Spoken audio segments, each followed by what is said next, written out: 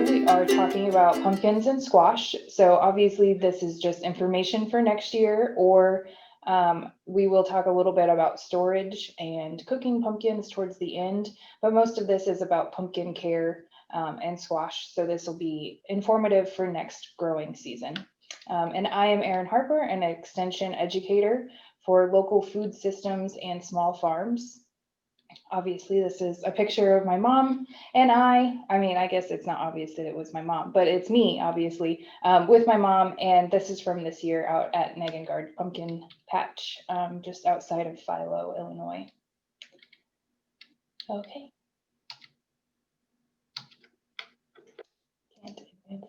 Okay.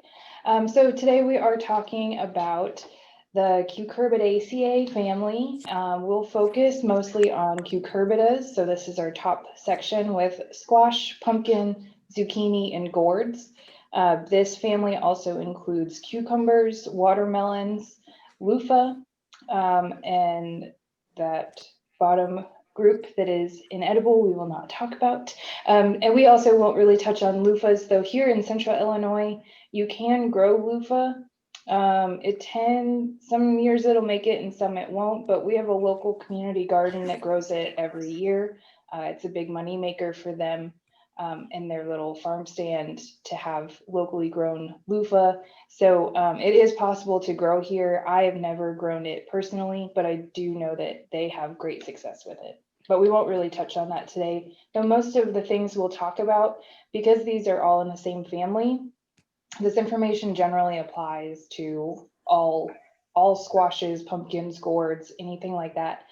Because they're all related, they tend to have the same disease issues, the same like water requirements and all of that. So most of the information is sort of a blanket information for all of these. So just real quick, I won't go into too much detail of these, but just to show you these different subspecies within here. It's not necessarily all grouped by summer squash, which would be our regular zucchinis. That squash in the middle on the bottom is the crookneck squash. So that's also a summer squash. And that just means that you harvest it throughout the summer and it doesn't store. You need to eat it immediately. Whereas our winter squashes, those are storage squashes. So some of these might be harvested at the same time as some of those zucchinis. They tend to be harvested in the fall, but they are generally storage crops. And some people think that summer squash means you plant it in the summer and winter squash means you plant it in the winter. That is not true. They're all planted around the same time. It's just their different characteristics of harvest time and then storage. So our other family, just so you can see, or subspecies, where all of these are kind of grouped together. In this group, we have our storage or processing pumpkins. So these are very large pumpkins. So the pale pumpkin on the bottom there is a processing pumpkin, and it is in the cheese pumpkin group. So this one is Long Island cheese because it looks like a giant cheese wheel. And you can't really tell from the photo, I suppose, but these pumpkins are like gigantic. And so they are rather flat, but they're still like at least the height of my head, and then really, really large. So this is just easier for processing for large companies when they're processing pumpkins. It's a lot easier to cut a larger pumpkin, like, fewer amount of a larger pumpkin than a bunch of smaller pumpkins. So for commercial processing, they want really large pumpkins. These also have, as you can see in that acorn squash above, or butternut squash, I always mix up those names. Like the acorn squash is shaped like an acorn, and I always call butternut acorn every single time. So the butternut squash, you can see that has a really small space for seeds. And so the cheese pumpkins also have that. So that means there's a lot more flesh in the part that you actually or mostly eat, and the seed cavity is a lot smaller. So this is also ideal for those processing pumpkins, or something that a squash that you want to bake and eat the flesh of.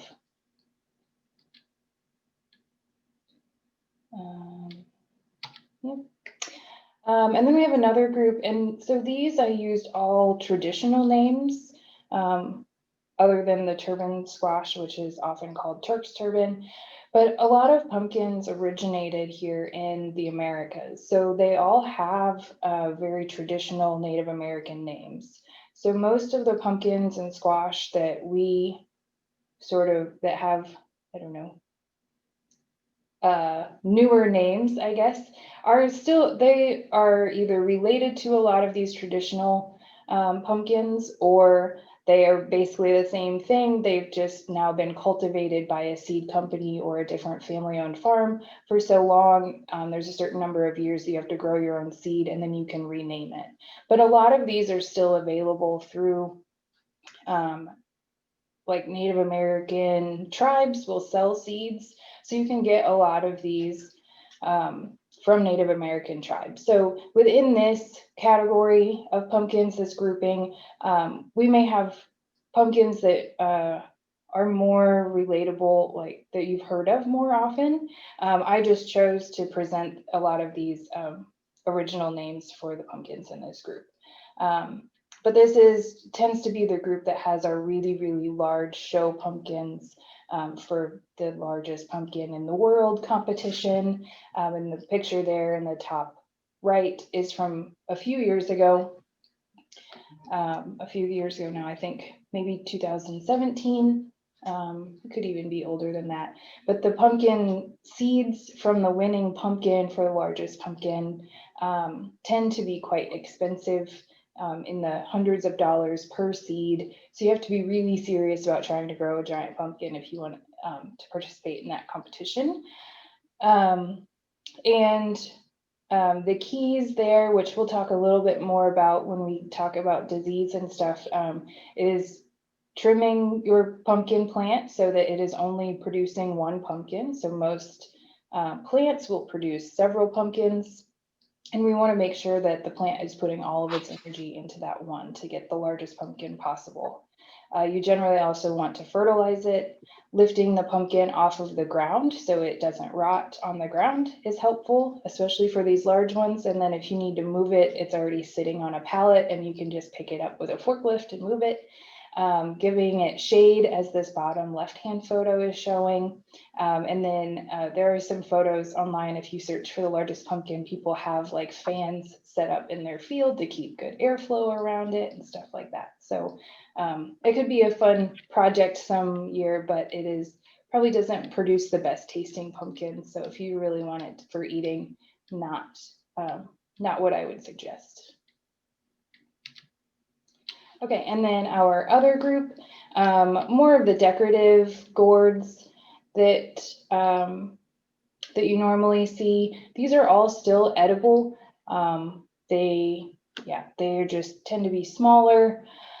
A lot of pumpkins have a lot of folklore around them and stuff of different ailments that they might treat depending on the different groups that they're in. So some of that is listed on here, but that is not super backed by science or anything. So it's just interesting history on some of these. I believe that this was either sent out before or it will be sent out after. So if you want to look through those groups, but we'll just get into talking more about growing and caring for pumpkin, squash, and gourds. So these all want to be, I guess I could go in order. I was gonna just kind of jump around, but you do want to plant these outside after the last frost. So here in Central Illinois, in Champaign, our last frost is around April 30th. I think it's closer to May 15th, actually. But there is a map online, or if you look back at the presentation I did on fall gardening last month, the map is included in there. So you want to plant it outside well after the last frost. If you've started these inside, you could do it pretty immediately if you can look at the forecast for the next few weeks and make sure you aren't going to get a later frost. Planting mid-May to late May is acceptable. For Central Illinois, Southern Illinois, you can plant a little earlier. Northern Illinois, in the Rockford area, you're going to be a little bit later.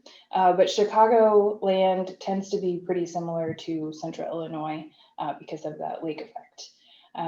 And I know we have some folks that signed up from Canada, and I think someone from Ohio. So Ohio is going to be pretty similar latitude-wise. So if you're in northern Ohio, you're going to be later. Southern Ohio, you're going to be similar to Southern Illinois.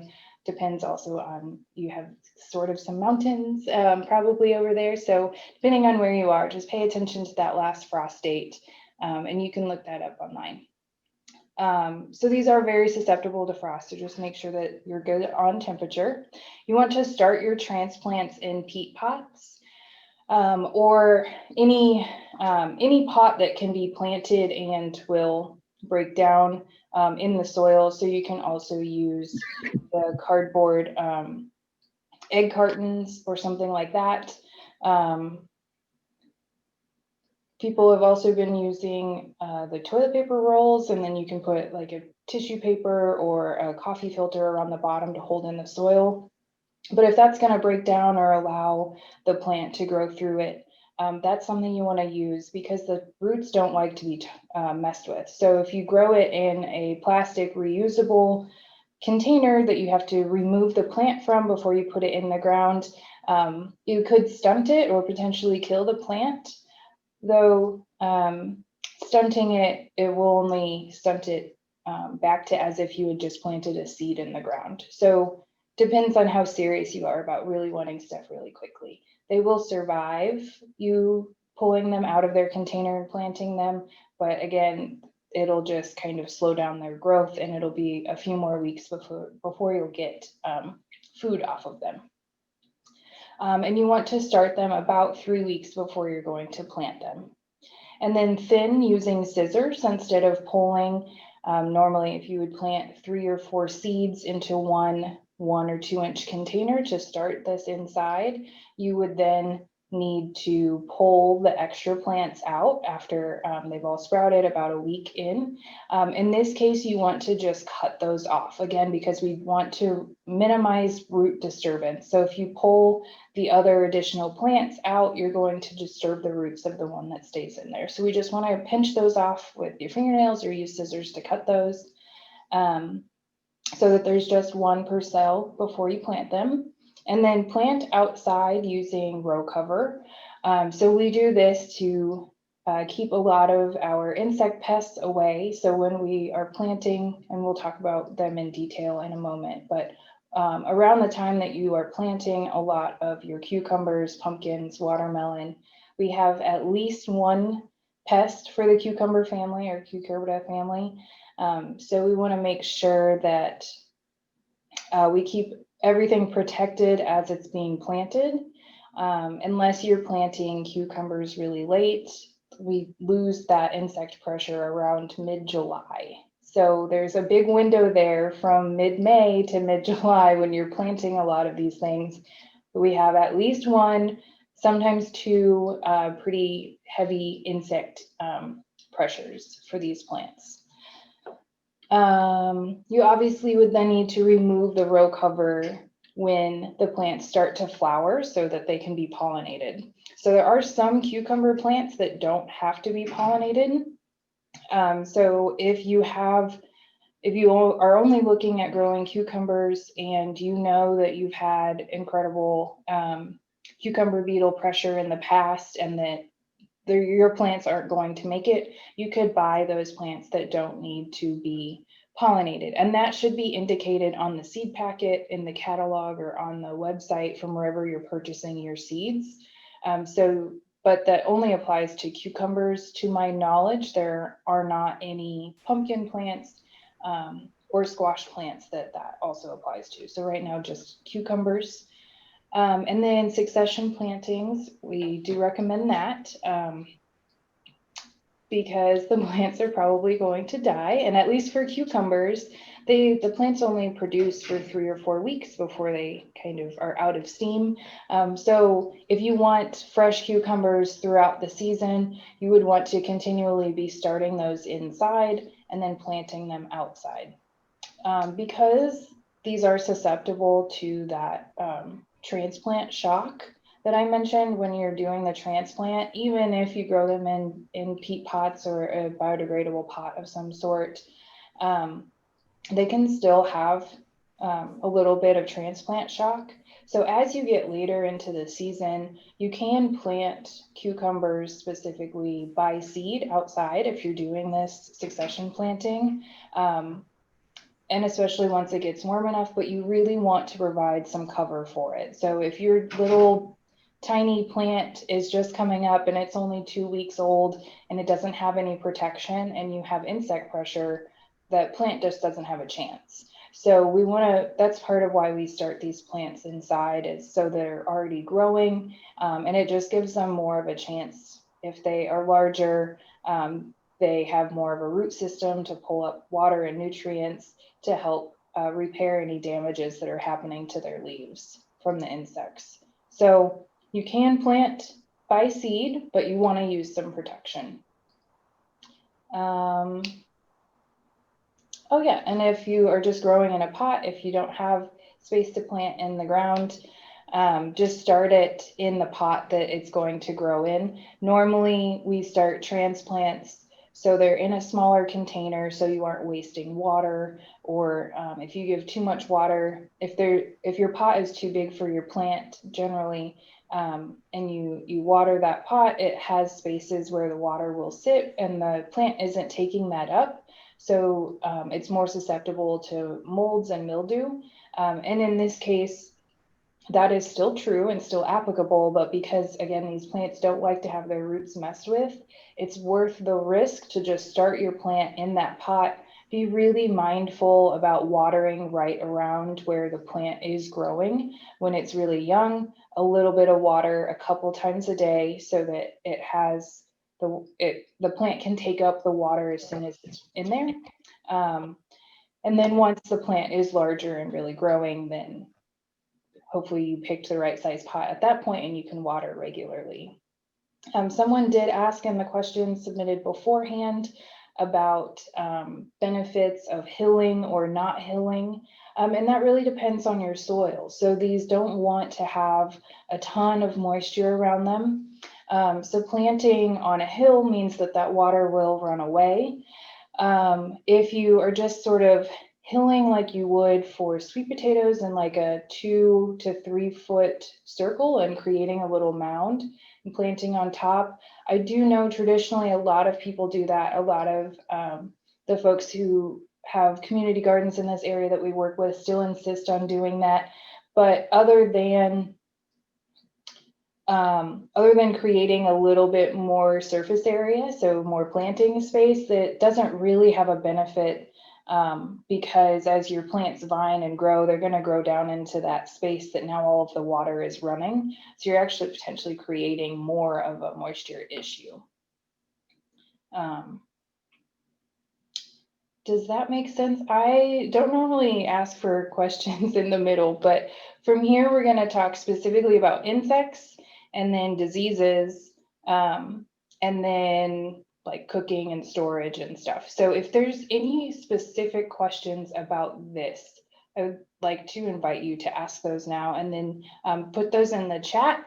And I don't think I can see the chat. So Jenny, if anyone has a question specific to starting plants or planting them in the ground, can you share that with me now?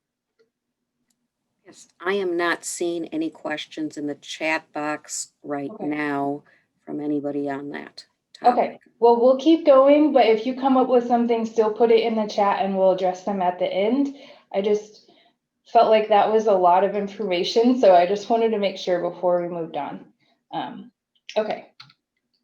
Oh, there are flowers. I forgot. We will also talk about that. So yeah, there are male and female flowers, usually on the same plant. Though sorry, Erin, I am Erin, I am going to cut in. We do have a question where Mhm. somebody said, could you explain that about hilling one more time a little bit? So there was a little bit of interest in that. Yeah, sure. So anytime that you hill in your garden, so specifically here in Central Illinois, people will create raised beds or raised plantings because we have very clay heavy soils. We get a lot of rain pretty often in the early growing season, typically, though typically doesn't really apply that much anymore. So people will create these raised mounds to plant into. And that means that the water will shed away from that into the lower space around. And this can be helpful for things like tomato plants, creating a spot a little bit higher so that the water drains away and the tomato plant doesn't drown.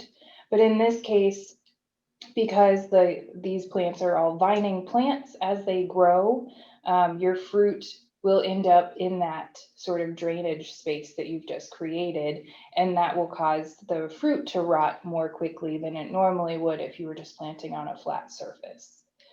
So if you can create enough of a raised bed and a full bed and keep your plants on that so your water sheds elsewhere, that can be helpful. But someone had asked a question specifically about planting into mounds, which would just be like a circular, let's see back from the camera. So if you just created a small mound like this, that's like 3 foot in diameter or less, and you plant your plants on there, you create more surface area so you can plant like 3 plants on opposite sides. But then as they grow into that space where the water is draining, which will cause more problems. So my recommendation is not to plant into mounds, but raised beds or something else where water can drain fully away from the whole plant. That could be helpful. Okay, I hope I didn't create more confusion.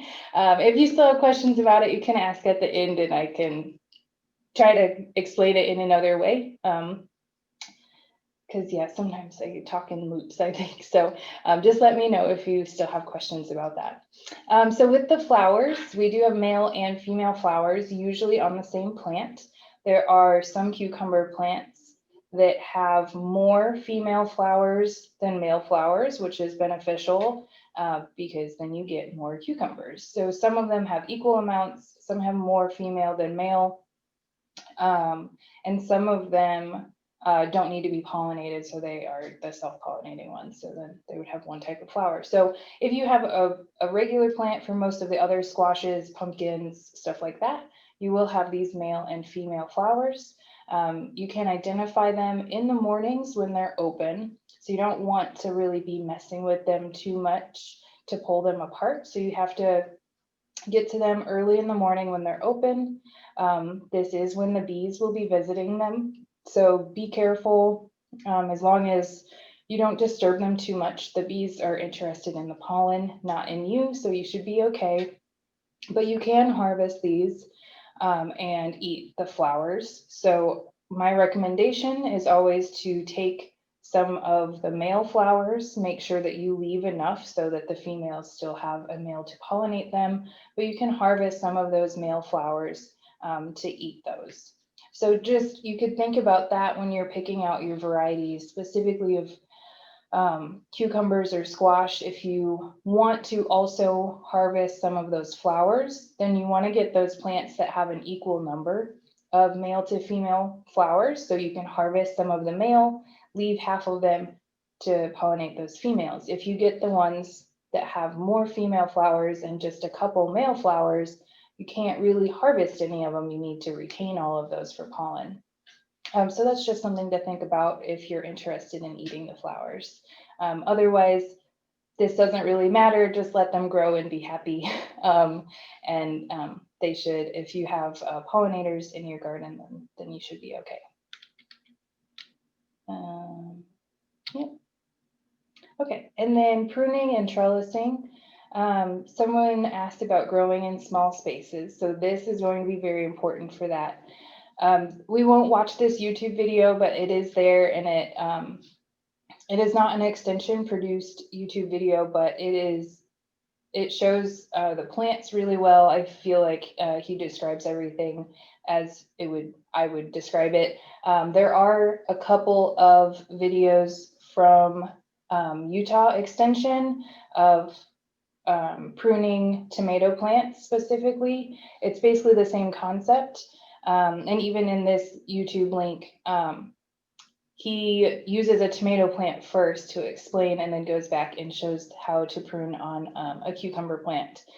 So those Utah Extension ones, there's a lot of wind noise because he's outside. So they're kind of hard to hear, but you could also search for that in YouTube and just search for tomato trellising or tomato pruning Utah University, and it should come up like the first thing. Or maybe it just does for me now because I watched those videos so many times. But you can prune them. As it says at the bottom, pruning and trellising are absolutely not necessary, but it can help save space.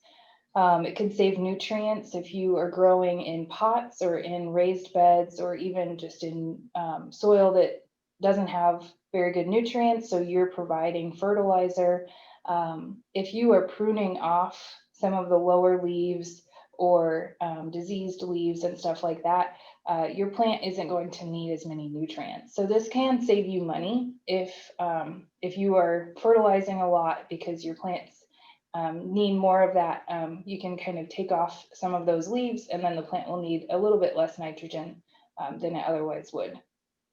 So when you prune, you just want to take off any bottom leaves. As the plant grows up, a lot of the leaves around the bottom are going to be shaded out anyway, so they aren't really functioning other than potentially providing more space for our little insects to hide and lay their eggs. So pruning off some of the excess leaves around the bottom is helpful.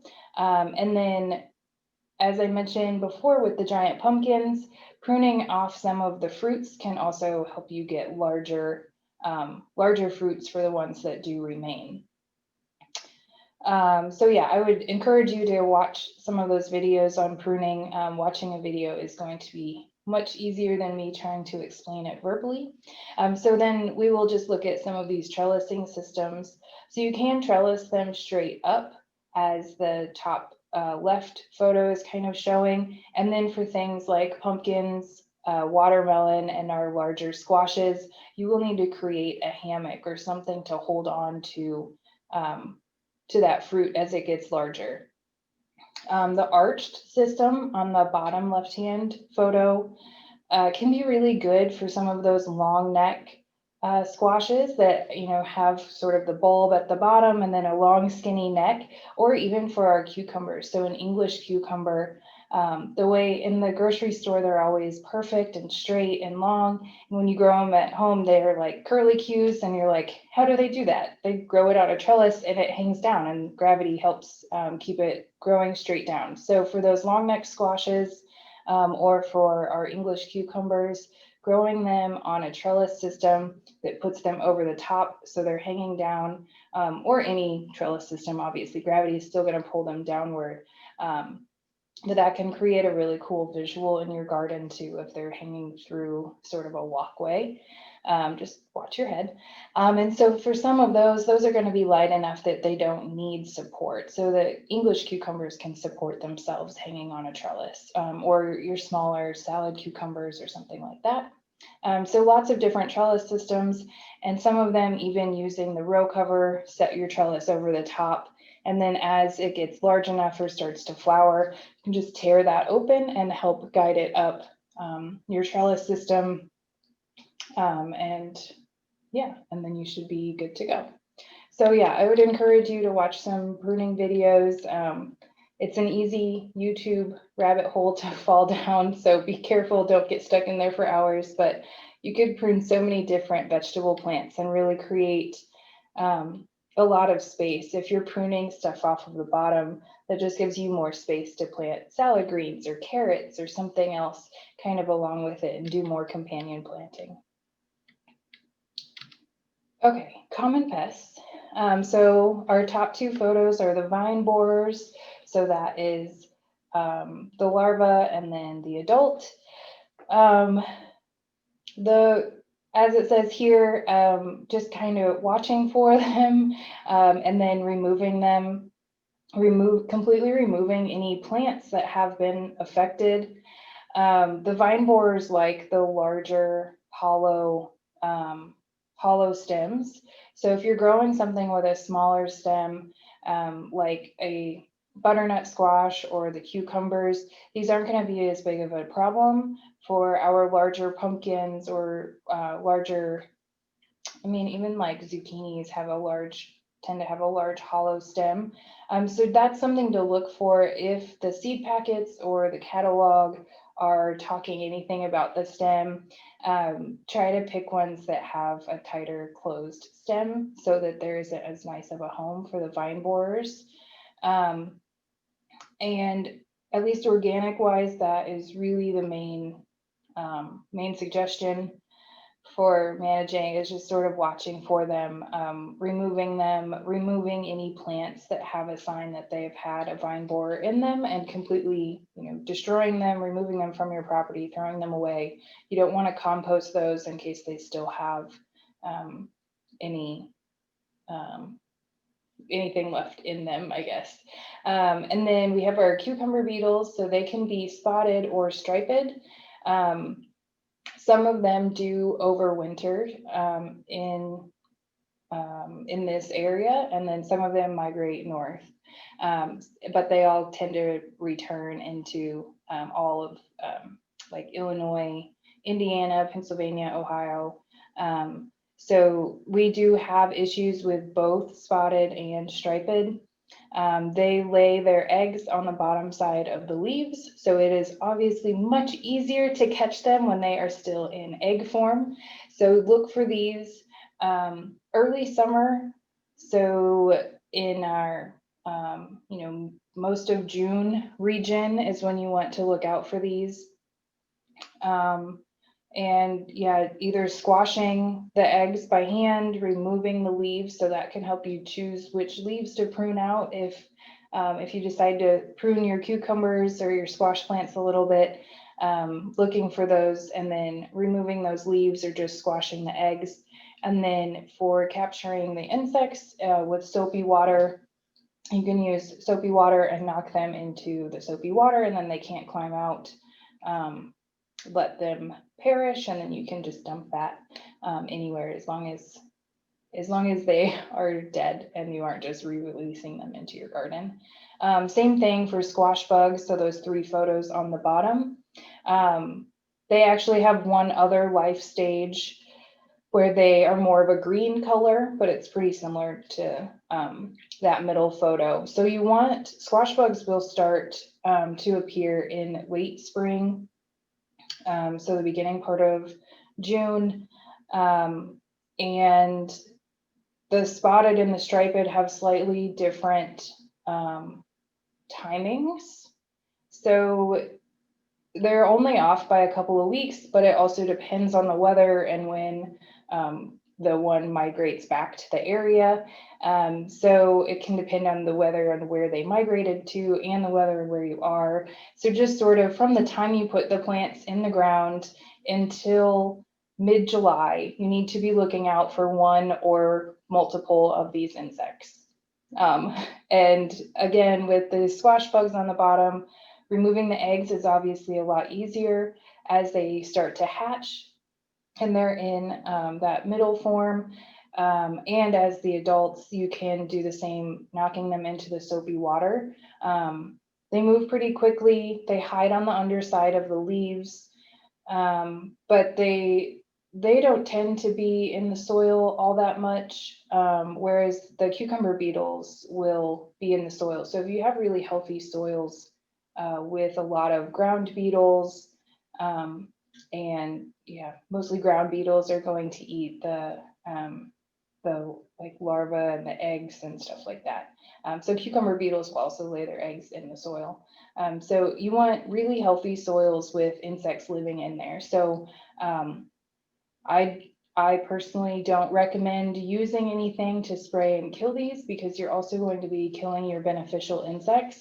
So just encouraging those beneficial insects, scouting for the eggs and taking care of them in that young stage, and then removing anything that has eggs on it or has been infested with the vine borer, and not composting that, but getting rid of it so that you are removing anything from your land or from your garden. Do you believe that that is it? There are some, if you don't want to go the organic route, there are some approved sprays, but you want to make sure that even though it's approved for that insect, you need to make sure that it's approved for whatever product you're growing. You also want, this probably wouldn't be a problem for like pumpkins or winter squashes, but for your melons, your summer squash, your cucumbers, you really don't want to spray anything if there's already a fruit there, because it could absorb some of that spray, but making sure it's approved. I mostly work with organic growers, so I don't have any names of products to share with you, but just make sure that if you use something, make sure that is approved for the food product that you're using, and that you don't spray anything immediately before eating it. And again, those soft-sided, soft-skinned things like cucumbers and summer squashes are going to be more likely to directly absorb some of that. So just keep that in mind and be safe. And yeah, okay. And then diseases, we are going to send out some links from Pumpkin Field Day, where Dr. Babadous talks in depth about each of the diseases related to all of our squashes. His research focuses on pumpkins, but again, it's since all of these plants are related, it really applies, the management applies to all of them. So for more specific sort of commercial producer grade information, you can watch those videos from Pumpkin Field Day that was just maybe a month ago, less than a month ago. All of the disease information is posted on YouTube. So we have a link for that that'll be sent out right after this. So the main suggestions for managing disease is good airflow. Pruning can help with that good airflow, as well as trellising. Good soil drainage, so that would be using a raised bed. Again, not just a raised planting where the base of the plant is, but the whole plant needs to be well drained. So a full raised bed, or again, trellising. The cucumber beetles do spread a lot of disease, not so much the squash bugs or the larvae, but yeah, the cucumber beetles will spread a lot of disease. So if you have a big cucumber beetle problem, you'll probably have a disease problem. So good crop rotation, healthy soils, good drainage, not watering the leaves and having drip irrigation or trying to water just the base of the plant and not get the whole plant wet. Obviously, if it rains, there's nothing you can do about that. So just trying not to work with the plants when they are wet. So if it rains or we get a dew, you want to let that dry off before you go in to harvest anything or to do any pruning. Anytime you work with the plants, washing your hands, sanitizing any of the tools that you use. So if you see a plant that has some disease signs and you want to prune off the couple of leaves that are showing sign, you want to prune not just when you're, or sanitize not just when you're done, but between each clipping, just so you aren't spreading that around the plant. And then again, make sure that you wash your hands if your pants rubbed against it, change your clothes before you either move to other parts of your field or garden, or really go back out there to harvest stuff. So you just want to be really careful about not spreading the disease to plants that don't have it. And then again, completely removing that from your garden. Don't put it in your compost. You just want to throw those away or bury it. You also don't want to burn stuff with disease on it. It can kind of release it into the air, depending on the disease. That's not always true, but so just being really careful not to cause more problems. Here in Central Illinois, we tend to get all of the diseases as long as your plant has the nutrients it needs, it should be able to fight through the disease and the insect pressure. So making sure, again, really healthy soils, providing adequate water to the base of the plants, and giving them a good head start. So starting them inside, starting with healthy plants. For most of our varieties of pumpkins and watermelon, you can find seeds that are downy mildew and maybe just downy mildew or powdery mildew. So both, you can usually find seeds that are resistant. So that's going to be something to look for, to make sure that it has that resistance built in, because we will get these diseases and your plants will be affected. It's just making sure that they are healthy enough to fight through it and overcome it. If they're large enough and really well established, you should still be able, for our longer growing like winter squashes, you should still be able to get a fruit and get a harvest off of them, even if your plants kind of get sick and die. So even at the student farm here on campus, we plant pumpkins. It is fully organic, so we try to take care of them, get nice large transplants, make sure that they stay weed free throughout until they kind of grow over and cover the whole area. We let them grow, and they usually die from disease by the end of the season. But by that point, they have produced enough pumpkins and large enough pumpkins that we still get a really good harvest. And we just sort of expect that that will happen and plan for it. Same thing for cucumbers, just planting, do like a 2-week rotation, assuming that we won't even get the full 3 or 4 week harvest off of them because they do get diseases. So we have them, you just have to really fight through it. And again, good fertilizer, healthy soil, adequate water, and you should still get some good food. Kind of close. Okay, so how I'm going to harvest. For our summer squashes, a couple times a week during the heat of the summer, and if you have healthy plants. Again, if you're harvesting and you see signs of disease, make sure you sanitize your tools in between each cutting so you don't spread the disease throughout the plant and between plants or among plants. And then winter squashes, about 55 days after the fruit appears, but the seed packet should tell you how many days until harvest. And then for watermelons, you like knock on the melon, and if it makes a certain sound, and you can look that up on YouTube as well, or if it slips from the vine, meaning that the vine comes off of the melon really easily, it doesn't have to be cut off. I think that's the majority. And then for pumpkins, you want to cut them from the vine and leave them to cure in the field, as long as we aren't getting downpours and flooding and stuff like that. If it's a typical dry fall, you can cut them from the vine and let them sit in the field for about a week and then gather them up. Or if you have the time, you can gather them immediately and cure them offsite, but they can stay in the field for about a week after being removed from the plant. Summer squashes need to be used pretty quickly after harvesting, so keep them in the refrigerator or just out of the sunlight and use them really quickly. And then winter squashes, curing in a place with good airflow, 80 degrees, and then store, as it says here, 55 degrees with about 60% humidity.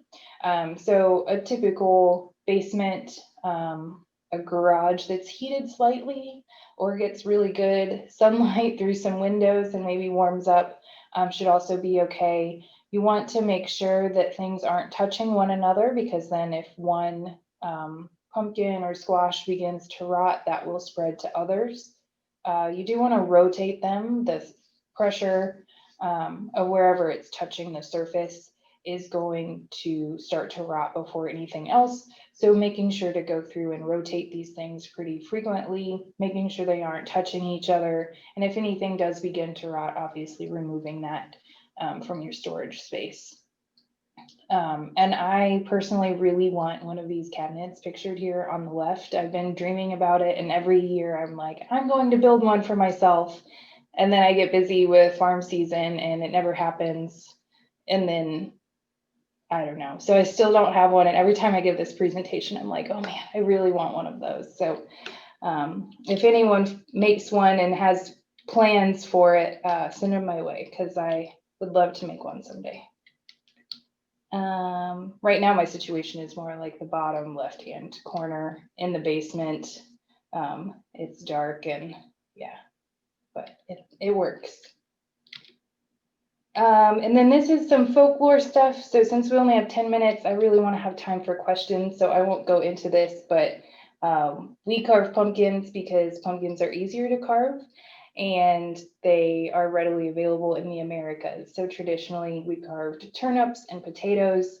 And then as that tradition moved to the Americas, pumpkins, easier to carve, have that huge hollow center, some varieties, and we're more abundant than things like turnips and potatoes. But you can read through this on your own as we get into that, Halloween season.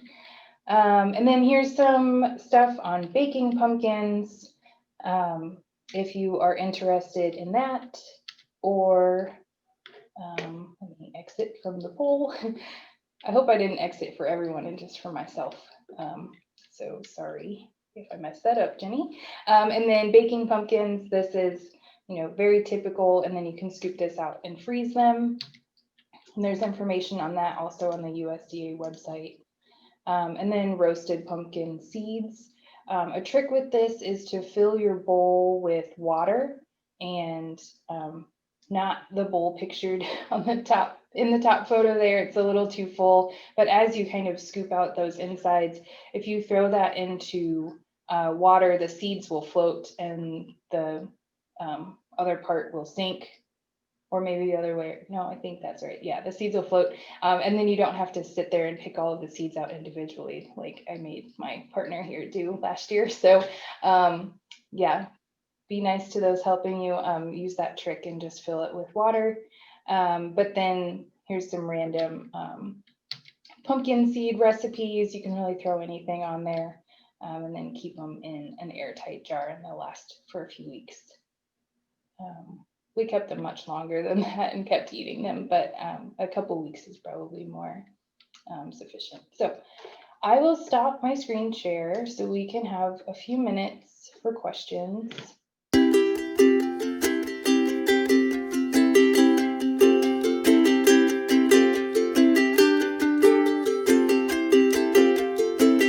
So this says, I have squash bugs and vine borers. How many seasons do you need to go before you will not have squash bugs or vine borers? They will probably find their way back pretty quickly. So even if they are no longer alive in your soils, they'll still find their way back to you. So crop rotation, or as you haven't grown them in a couple of seasons now, most of any larva or eggs or anything like that was remaining in the soil is going to be gone at this point. But again, if your neighbors are growing squash, or not even your neighbors, but a mile away, like they can potentially find their way back pretty quickly. So again, just scouting for them, looking for those eggs early in the season so that you don't have then a ton of new ones feeding. The adults don't feed that much after they lay their eggs. So having a few adults later in the season is not a problem. It's really when you have those eggs on the plants and they hatch and they're hungry and they're growing. Those are what are going to cause a lot of the problems. I did see from, I can't remember what extension. It wasn't Illinois extension. It was, one of our other land grant university extensions had suggested putting out a yellow bowl because the squash bugs are attracted to the color yellow. If you put a yellow bowl or bucket with soapy water in it, they'll fly right into it, and that can take care of the problem. So that's one thing that you can do that I didn't mention. And then also planting a trap crop. So there are some varieties of squash or pumpkins that are more susceptible, or that the insects are more attracted to. So if you can plant that somewhere and attract them to that, then the theory would be that they don't then attack your other plants. But you need to be actively managing that trap crop and still getting all of those eggs, and trying to collect as many of the adults as possible, because once all of those hatch, they're going to be really hungry and they will spread to other things. So I don't like using trap crops in gardens. I think it really only works if you are using them on a large scale, and then you can treat with chemicals that trap crop and let everything else grow organically. I think that is a good system. If you have a smaller garden, I think a trap crop is really just going to attract more insects. So I didn't mention that in the presentation, because I think for most of our home gardeners, that's not a viable solution. But if that's something you heard of, that's sort of my take on it. Is it helpful with the vine borer to cover the main stem with dirt? If you have to cut open the stem to remove a vine borer, then you want to cover the wound with dirt. But you don't necessarily, when you plant the plant, you don't want to pile a ton of soil up on it, because that can cause the stem to rot if you put too much soil on it. So really only cover the main stem with soil. If you have to cut into it to remove larvae, then you want to cover that wound so it's not exposed to air and other insects. From the air climbing into it, there are insects still in the soil that could still get in there, but that'll give it the best chance. And I don't know about neem oil, so I can't speak to that.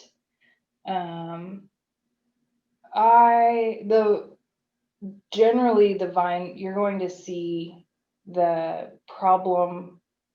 You're going to see the vine or the larva in the vine before you see the adults.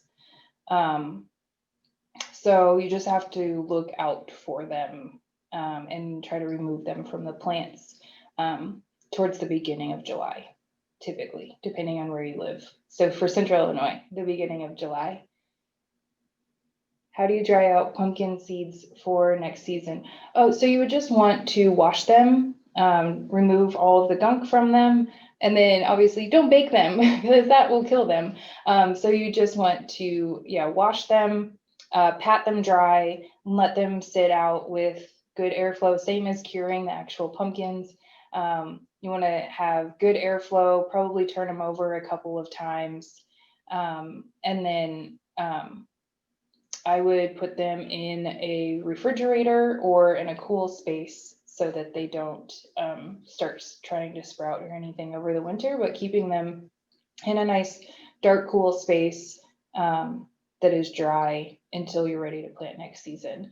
So that's how you save most seeds. Most vegetable seeds don't have to go through like a freezing period or anything like that. So you really just want to wash healthy seeds with, not from a rotting fruit, but wash the healthy seeds and then let them dry naturally. I'm not going to go too much into the diseases. Again, I am deferring to Dr. Babadou's presentations because he does research on this every single year. And I have not had a chance to watch all of his updates on everything. So he's going to have more up-to-date information than I will. And we only have 2 minutes left. So I want to also make some other announcements. But those links for the YouTube videos are coming out. I think he talks for about 10 minutes on each of the major diseases and gives management suggestions and even planting suggestions for which varieties are affected more or less. So I really am encouraging you to go watch those videos. or there are fact sheets as well. If you don't want to watch another video, there are pumpkin fact sheets at Crop Sciences or extension.cropsciences.illinois.edu. That's not in the email we're sending out, but we can include it maybe in the next one. But for the fact sheets on all of the diseases, you can go look at those as well. Yeah, so we have about 1 minute left. And then I'm gonna run upstairs and do another program with some students. So I wanna thank you all for joining us tonight. Jenny will send out the follow-up email. This will be posted on YouTube with some of the links that we send out and those fact sheet links. I'll put that in the description on YouTube as well. So yeah, let us know if you have any additional questions.